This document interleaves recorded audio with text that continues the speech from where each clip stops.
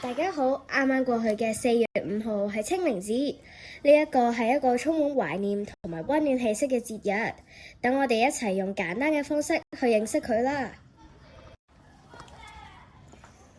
清明節最早其實係用嚟觀察天氣，提醒農夫要開始耕種嘅節氣。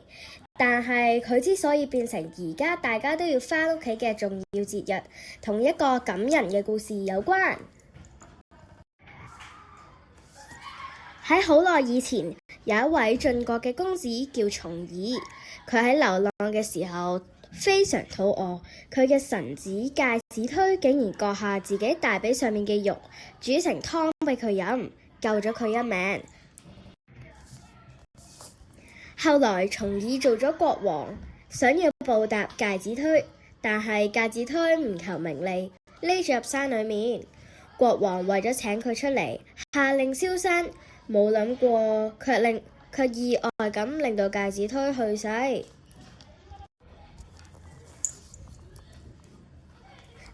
國王非常難過，為咗紀念佢，規定呢一日唔可以生火煮飯，只可以食凍嘅食物。因為寒食節同清明節嘅時間好接近，後來大家就將呢兩個節日合埋一齊，就變咗做而家嘅清明節。清明節大家都會做咩呢？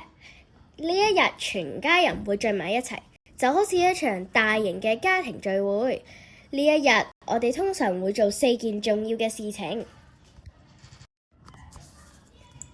第一件事，掃墓同埋祭祖，大家會去祖先嘅墳墓或者納骨塔，將周圍嘅雜草掹乾淨，並準備好食嘅食物眾拜。同祖先講，我哋都過得好好，好掛住你。第二件事，踩青。清明節嘅時候，天氣轉暖，草木都變細成綠色。掃完墓之後，屋企人通常會順便去郊外行下，呼吸下新鮮空氣，所以清明節亦都叫做踩青節。第三件事，食潤餅。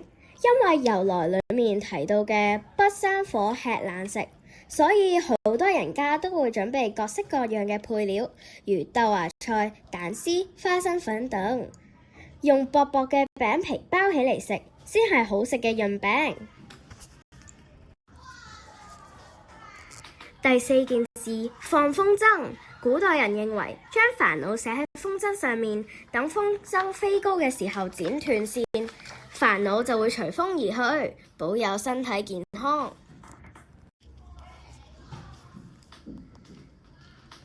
點解我哋要過清明節？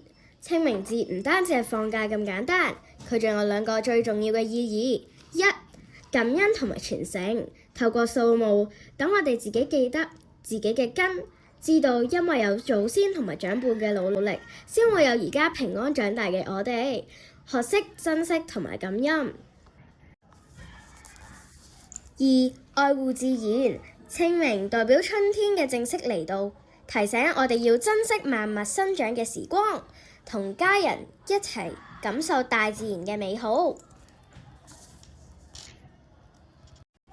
小提醒，掃墓嘅時候，如果遇到燒香或者燒錢紙，記住要跟住大人注意安全啊！亦都要愛護環境，唔好亂拋垃圾啊！清明節係一座連接過去同埋而家嘅橋樑，我哋喺呢度感謝曾經愛過我哋嘅人，亦都喺呢度迎接充滿生命力嘅新春天。祝大家有一個溫暖、充滿意義嘅清明節！